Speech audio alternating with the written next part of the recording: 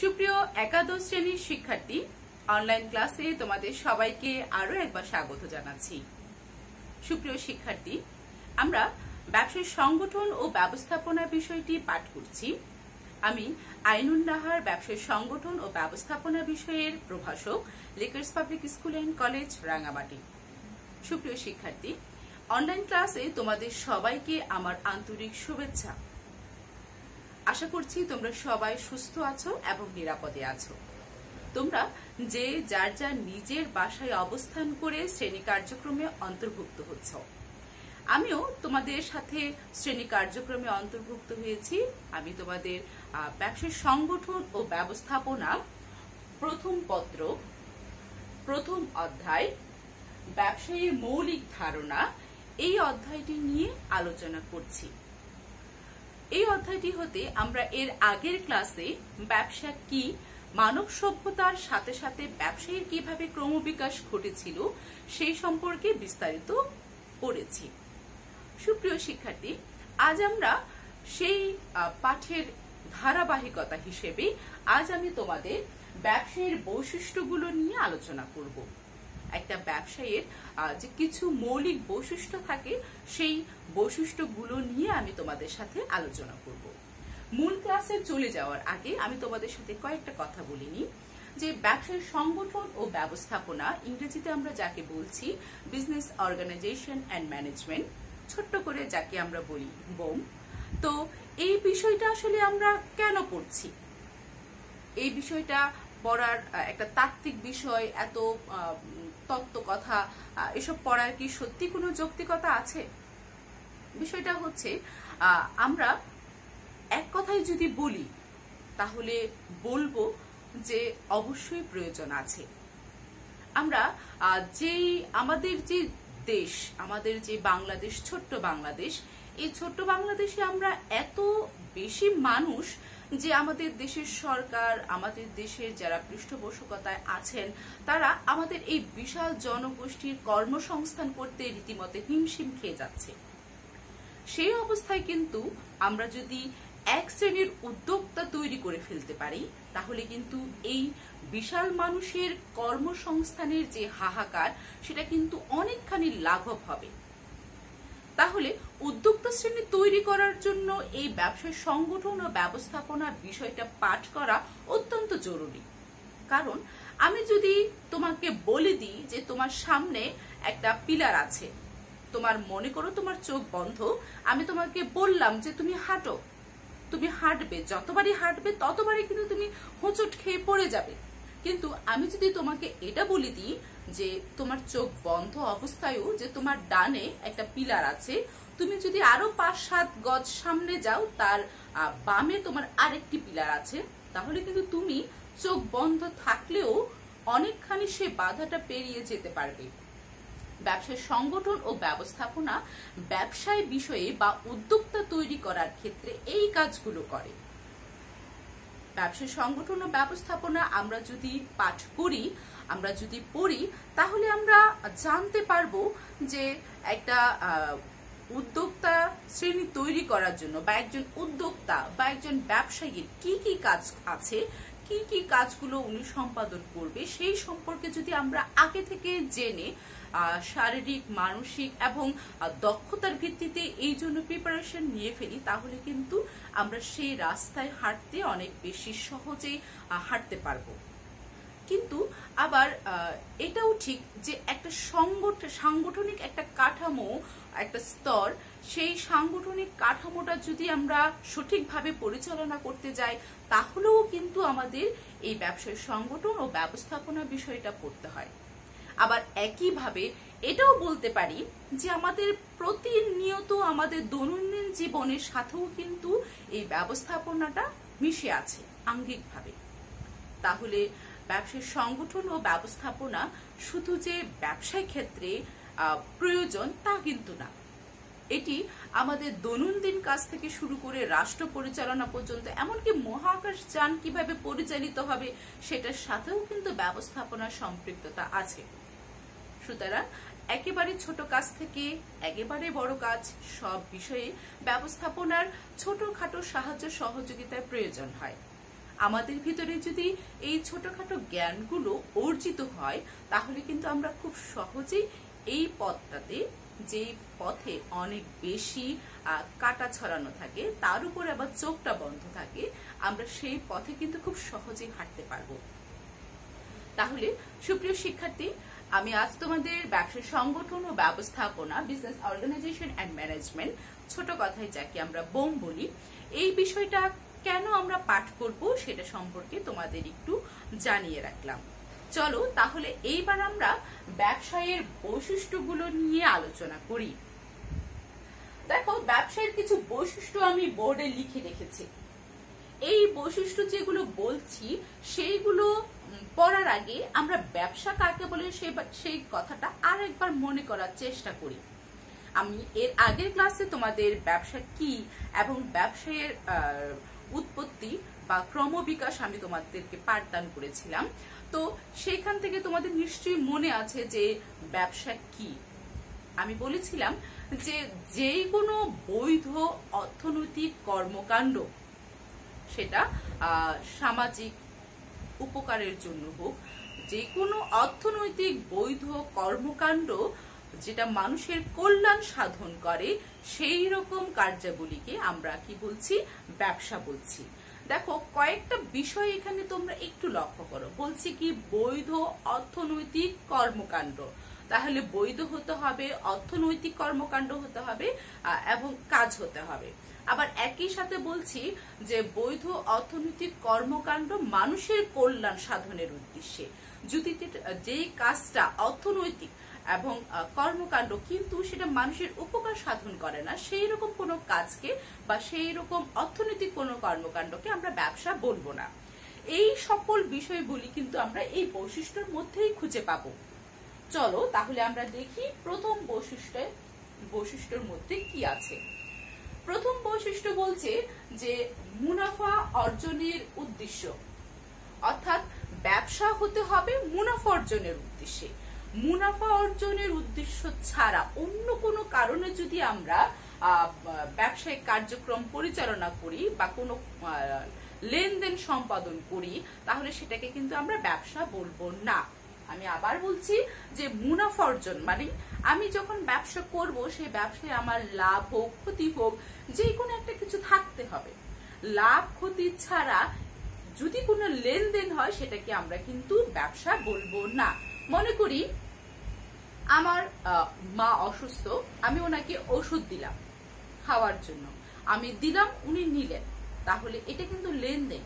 কিন্তু এই লেনদেনটার সাথে কিন্তু অর্থনৈতিক কোনো কর্মকাণ্ডের সম্পৃক্ততা নেই বা এখানে মুনাফা অর্জনেরও কিছু নেই। তাহলে সেই কর্মকাণ্ডটাকে আমরা কখনোই ব্যবসার বৈশিষ্ট্য বা এই কর্মকাণ্ডটা একটা ব্যবসায়িক বৈশিষ্ট্য, এই কথাটা বলতে পারবো না। তাহলে ব্যবসা বলতে আমরা বুঝবো কি? মুনাফা অর্জনের উদ্দেশ্য। আমাদের সেই কর্মকাণ্ডটাকে আমরা ব্যবসায়িক কর্মকাণ্ড বলবো যেখানে মুনাফা অর্জনের উদ্দেশ্য থাকবে।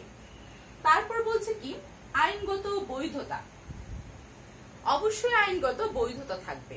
অবৈধ কোনো কর্মকাণ্ড, অবৈধ কোনো আর্থিক কর্মকাণ্ড আমরা কখনোই ব্যবসা বলতে পারবো না। যদিও প্রথম দিকে ব্যবসায়ীকে সেইভাবে বলতো যে মুনাফা অর্জনের উদ্দেশ্যে পরিচালিত কর্মকাণ্ডগুলোকে ব্যবসা, যদি এই কথাটা কেউ বলে তাহলে এটা কিন্তু সঠিক না। কারণ অবৈধ কর্মকাণ্ডের সাথেও কিন্তু আর্থিক লেনদেনটা থাকতে পারে, কিন্তু সেটাকে আমরা কখনোই ব্যবসা বলবো না। ব্যবসা হতে হলে অবশ্যই আইনের বৈধতা থাকতে হবে। মনে করি কেউ খারাপ কোনো কাজ উদ্দেশ্যে, মনে করি চোরাচালান করছে, চোরাচালানির মাধ্যমে সে কিন্তু চোরাচালানির কথাটা নিশ্চয়ই তোমরা বুঝো, মানে কোনো দেশ থেকে চুরি করে এনে সেটা অন্য কারো কাছে বিক্রি করা, সেটাকে আমরা চোরাচালান বলছি। সেই রকম যদি কোনো কাজ কেউ সম্পাদন করে, এখানে একটু ভেবে দেখো, সে কিন্তু অর্থ উপার্জন করছে এবং আর্থিক লেনদেনও হচ্ছে। সে যেখান থেকে চুরি করে নিয়ে এসেছে সেখানেও কিন্তু তার ইচ্ছে ছিল, তার মূল উদ্দেশ্য হচ্ছে কিন্তু মুনাফা অর্জন করা। কিন্তু তারপরও আমরা এই কর্মকাণ্ডটাকে কখনোই ব্যবসায়িক কর্মকাণ্ড বলতে পারবো না। আমরা কখনোই এটাকে ব্যবসা বলতে পারবো না, কারণ ব্যবসা অবশ্যই আইনগত বৈধতা থাকবে। তারপর বলছে পুঁজির সংস্থান। পুঁজির সংস্থান। ব্যবসা করতে হলে অবশ্যই পুঁজি লাগবে। পুঁজির সংস্থান ছাড়া বা পুঁজি ছাড়া কখনোই ব্যবসায়ী কর্মকাণ্ড সম্পাদিত হতে পারে না। এক মালিকানা ব্যবসা থেকে শুরু করে যৌথ মূলধনী ব্যবসা, যত বৃহৎ কোম্পানি হোক না কেন বা যত ছোটই ব্যবসা হোক না কেন, পুঁজির কিন্তু প্রয়োজন আছে।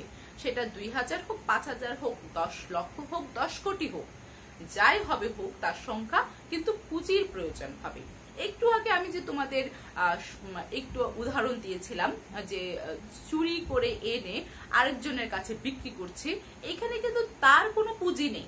সে চুরি করে আনছে, এতে কিন্তু তার কোনো আর্থিক পুঁজি এখানে সে ব্যয় করে নেই। সুতরাং এই কর্মকাণ্ডকে আমরা কোনোভাবেই ব্যবসা বলতে পারবো না। তারপর হচ্ছে লেনদেনের পৌনঃপুনিকতা। পৌনঃপুনিকতা মানে বারবার হওয়া, বারবার সংঘটিত হওয়া। লেনদেনের পৌনঃপুনিকতা অর্থাৎ লেনদেন শুধুমাত্র একবার হবে না, লেনদেন হতে হবে বারবার। এখন সেটা কিরকম? মনে করি আমরা বাজারে যখন কাপড় কিনি, সেই দোকানদার উনি কিন্তু বারবার কাপড় বিক্রি করেন। আমার কাছে, তোমার কাছে, তোমার ভাইয়ের কাছে, বোনের কাছে, আমার মার কাছে, আমার বাবার কাছে, আমাদের চারপাশে আমাদের যারা আছেন সবার কাছে, যার প্রয়োজন যে তার দোকানে যাবে তার কাছে সে বিক্রি করবে। তাহলে ওই দোকানদার কিন্তু বারবার লেনদেনের কাজে যুক্ত হচ্ছে। কিন্তু মনে করো আমি একটা জামা কিনে আনলাম, সেই জামাটা আমি যখন দোকানে থেকে কিনে নিয়ে এসেছি তখন আমার খুব ভালো লেগেছিল, খুব পছন্দ হয়েছে। বাসায় যখন আনলাম, আমি যখন এটা পরলাম, দেখলাম এটা আমাকে ঠিক মানাচ্ছে না, ভালো লাগছে না আমার। তো আমি আমার এই জামাটা আমার অন্য আরেকজন কারো কাছে যদি বিক্রি করে দিই, তাহলে এটা কিন্তু লেনদেনের পৌনঃপুনিকতা হলো না। আমি কিন্তু বিক্রি করে দিচ্ছি, একটা অর্থনৈতিক কর্মকাণ্ড হচ্ছে। আমি মাথায় এটাও রাখছি যে আমার যেন লাভ হয়। দোকানে গিয়েছি, অনেক ঘাটাঘাটি করে কিনেছি, এত দাম দিয়ে কিনেছি, তার উপর একটু সামান্য মার্জিন রেখে আমি হয়তো সেটা বিক্রি করব। কিন্তু তারপরও এটাকে আমি ব্যবসা বলতে পারবো না, কারণ এখানে কিন্তু লেনদেনের পৌনঃপুনিকতা হচ্ছে না। আমি কিন্তু বারবার বিক্রি করছি না, আমি ওই একবারই আমার যা পছন্দ হচ্ছে না সেটা বিক্রি করছি। তাহলে ব্যবসা হতে হলে লেনদেনের পৌনঃপুনিকতা লাগবে। তারপর বলছি ঝুঁকি ও অনিশ্চয়তা। ব্যবসার সাথে ঝুঁকি এবং অনিশ্চয়তা একদম আত্মার সাথে, মনের সাথে, মস্তিষ্কের যেমন সম্পর্ক, সেই রকম একটা সম্পর্ক। মানে আমরা বুঝি না যে আমার মনে কি চাই, আমার মস্তিষ্ক কি চাই, সেরকম যেমন একটা সম্পৃক্ত, দুটো যেমন একেবারে আঙ্গাঙ্গ ভাবে জড়িয়ে থাকে, সেই রকম ভাবে ঝুঁকির সাথে ব্যবসায় এরকম আঙ্গাঙ্গিক ভাবে জড়িয়ে থাকে। আর সেই জন্যই এই ঝুঁকিটা আমরা গ্রহণ করতে চাই না বলে আমরা কিন্তু ব্যবসায়ে বা উদ্যোগ গ্রহণে কখনো উৎসাহী হই না। কিন্তু নতুন যে কোনো কাজ করার মধ্যে, নতুন চ্যালেঞ্জ গ্রহণ করার মধ্যে একটা উদ্যম কাজ করে। আমি সাহসী, আমার ভিতরে সৎ কাজ করার যে সাহসিকতা আছে সেটা প্রমাণ করে কিন্তু এই ব্যবসায়িক কর্মকাণ্ডের মাধ্যমে। অর্থাৎ ব্যবসায়িক ঝুঁকি গ্রহণ এবং অনিশ্চয়তা যেই কাজের মধ্যে থাকবে, সেই কাজটিকেই আমরা ব্যবসা বলবো। এবং যে এই কাজটা খুব সুষ্ঠুভাবে সম্পাদন করতে পারে, সেই কিন্তু সফল জীবনে। তারপর আমরা দেখি যে উপযোগ ও উদ্বৃত্ত সৃষ্টি। অর্থাৎ উপযোগ মানে একটা বস্তুর রূপগত উপযোগ, স্থানগত উপযোগ, কালগত উপযোগ, সময়গত উপযোগ, এগুলো তোমরা পরবর্তীতে আরো পড়বে। সেই রকম ব্যবসায়ের মাধ্যমেই কিন্তু উপযোগ সৃষ্টি হয়, নতুন নতুন উপযোগ সৃষ্টি হয়। ব্যবসা হলেই একটা উপযোগ তৈরি হবেই, যদি না হয় তাহলে সেই ব্যবসায়িক কর্মকাণ্ডটাকে আমরা ঠিক ব্যবসা বলতে পারছি না। অর্থাৎ ব্যবসায়ের মাধ্যমে আমি যখন ব্যবসা করব, ব্যবসায়ী আমার সেই কাজটার মাধ্যমে আমি যখন সেই কাজটা শুরু করব, সেই কাজটার মাধ্যমে শুধু এই জায়গায় না, সেটা আরেক জায়গায়, আরেক জায়গা থেকে আরেক জায়গায়, এইভাবে তার একটা উপযোগ তৈরি হবে, নতুন উপযোগ তৈরি হবে। তারপর বলছে যে পূর্বানুমান। ব্যবসায়ের মাধ্যমে ব্যবসা কিন্তু পূর্বানুমান প্রয়োজন হয়। অর্থাৎ ভবিষ্যতে কি হতে পারে সেটা এখন চিন্তা করে নিতে হয়। ব্যবসায়ীদেরকে বা ব্যবসার কাজই এরকম যে ভবিষ্যতে আমার কোন পণ্যটার প্রয়োজন হতে পারে, ভবিষ্যতে আমার কোন সমস্যাটা আসতে পারে, সেটার জন্য কিন্তু এখন থেকেই নিজেকে মানসিক ভাবে প্রস্তুত করে ফেলতে হয়। ব্যবসায়ীরা কিন্তু ভবিষ্যতে কোন ঝুঁকিটা আসছে, কোন সমস্যাটা আসবে, কোন পণ্যের চাহিদা বৃদ্ধি পেতে পারে, কোন পণ্যের চাহিদা হ্রাস পেতে পারে, এই সবকিছু তারা কিন্তু পূর্বানুমান করতে পারে। তাহলে ব্যবসা বলবো আমরা সেই কাজটাকে যেটা পূর্বানুমান করা হয় বা পূর্বানুমানের ভিত্তিতে আমরা প্রস্তুত থাকি। তারপর বলছে নমনীয়তা। দেখো, নমনীয়তা খুব সহজ করে আমি যদি তোমাদেরকে বুঝাই, এই এখন যে আমরা অনলাইন ক্লাসটা পরিচালনা করছি সেটাকে বলছি। কিরকম? যেমন আমাদের পরিস্থিতি এখন এরকম হয়ে গেছে যে আমরা এখন ঘর থেকে বের হতে পারছি না, তাই বলে আমি আমার পড়ালেখাও বন্ধ করছি না। আমি আমার পরিবর্তিত পরিস্থিতির সাথে নিজেকে খাপ খাইয়ে নিয়ে সেইভাবে তৈরি হচ্ছি, সেটাকেই আমরা বলছি নমনীয়তা। আমি আমার অনলাইন ক্লাস কিভাবে তৈরি করতে হয়, কিভাবে পরিচালনা করতে হয়, এই সম্পর্কে আমার বিন্দুমাত্র কোনো জ্ঞান ছিল না, কিন্তু এই পরিবর্তিত পরিস্থিতির সাথে আমি নিজেকে খাপ খাইয়ে নিয়েছি। ব্যবসায়ও ঠিক একই রকম, যে এই পরিবর্তিত পরিস্থিতির সাথে কিন্তু নিজেকে খাপ খাইয়ে নেয়। ব্যবসা সব সময় একই রকম চলে, একইভাবে চলে, একই মাত্রায় চলে, এরকম না। ব্যবসা পরিবেশ, পরিস্থিতি, স্থান, কাল ভেদে এটা নমনীয় হয়। তারপর বলছে কর্মে স্বাধীনতা। ব্যবসা কর্মকাণ্ড আমরা সেই কর্মকাণ্ডটাকে বলবো যেটাতে স্বাধীনতা থাকবে, কোনো দাসত্ব নয়, কোনো কারো কাছে জবাবদিহিতা নয়, তবে নিজের নৈতিকতার কাছে, নিজের সম্মানের কাছে সবসময় মাথা উঁচু করে থাকতে হবে, কিন্তু কারো কাছে জবাবদিহিতার কোনো প্রয়োজন এখানে নেই। তাহলে সেই কাজটাকে আমরা বলবো ব্যবসা। শেষ যে পয়েন্টস আছে সেটা হচ্ছে সেবার মনোভাব। ব্যবসা এখন আর শুধুমাত্র মুনাফা অর্জনের উদ্দেশ্যে বৈধ কর্মকাণ্ড, লেনদেনের পৌনঃপুনিকতা থাকলে আমরা ব্যবসা বলবো এমন কিন্তু না। এখন ব্যবসা হয়ে গেছে অনেকটাই পরিবেশ বান্ধব। সেবার মানসিকতা ব্যবসায়ীদের থাকতে হবে। সকল ব্যবসায়ীদের মধ্যে কিন্তু সেবার মানসিকতাটা থাকতে হবে। সেবাই প্রাধান্য পাবে সবার আগে, তারপর ব্যবসায়ের অন্য সকল বিষয়গুলি চিন্তা করতে হবে। এখন ওই যে বললাম নমনীয়তা, যেহেতু এখন এই বিষয়টা চলে এসেছে, ভোক্তা সেবা করাটাই সর্বপ্রধান কাজ হবে ব্যবসায়ীদের। ভোক্তাদের সেবা মানসিকতাটাই থাকতে হবে ব্যবসায়ীদের। সেই যে বিষয়টা আসছে, এই যে নমনীয়তা, এখানে ব্যবসায়ীদের হতে হবে। ব্যবসায়ীরাও এই বিষয়টাকে মেনে নিতে হবে। তাদের অবশ্যই ভোক্তাদের সেবা করার মানসিকতা নিয়ে ব্যবসা পরিচালনা করতে হবে। যদি তারা সেটা করতে না পারে তাহলে কিন্তু তারা নমনীয় নয়।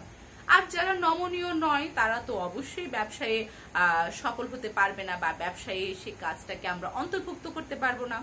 তাহলে আমরা আবার একটু যাচাই বাছাই করে নিই। আমরা কি বললাম? আমরা বললাম যে ব্যবসায়ের বৈশিষ্ট্যগুলোর মধ্যে আমরা বলছি যে ব্যবসা হচ্ছে মুনাফা অর্জনের উদ্দেশ্যে পরিচালিত হয়, আইনগত বৈধতা থাকবে ব্যবসায়ের, পুঁজির সংস্থান করতে হবে। ব্যবসায় ছোট হোক বড় হোক, যে কোনো ব্যবসায় অবশ্যই পুঁজি সংস্থান করতে হবে। লেনদেনের পৌনঃপুনিকতা থাকবে, অর্থাৎ একটা বার লেনদেন করলেই সেটাকে আমরা ব্যবসা বলবো না, বারবার সংগঠিত হতে হবে। তারপর বলছে ঝুঁকি ও অনিশ্চয়তা। ব্যবসায়ের মধ্যে ঝুঁকি এবং অনিশ্চয়তা থাকতে হবে। ঝুঁকি এবং অনিশ্চয়তা যদি না থাকে তাহলে আমরা সেই ব্যবসাকে ব্যবসা বলতে পারবো না। উপযোগ ও উদ্বৃত্ত সৃষ্টি, রূপগত, স্থানগত, কালগত, এরকম উপযোগগুলো সৃষ্টি করতে হবে। পূর্বানুমান। তারপর বলছি নমনীয়তা, কর্মের স্বাধীনতা এবং সেবার মনোভাব। এইগুলো হচ্ছে ব্যবসায়ের বিভিন্ন রকমের বৈশিষ্ট্য। তো আমরা আগের দুটি ক্লাস মিলিয়ে যতটুকু পাঠ করলাম সেটা একটু বাসায় বসে পাঠ করব, মনে করার চেষ্টা করব, খাতায় লিখব পয়েন্টগুলো।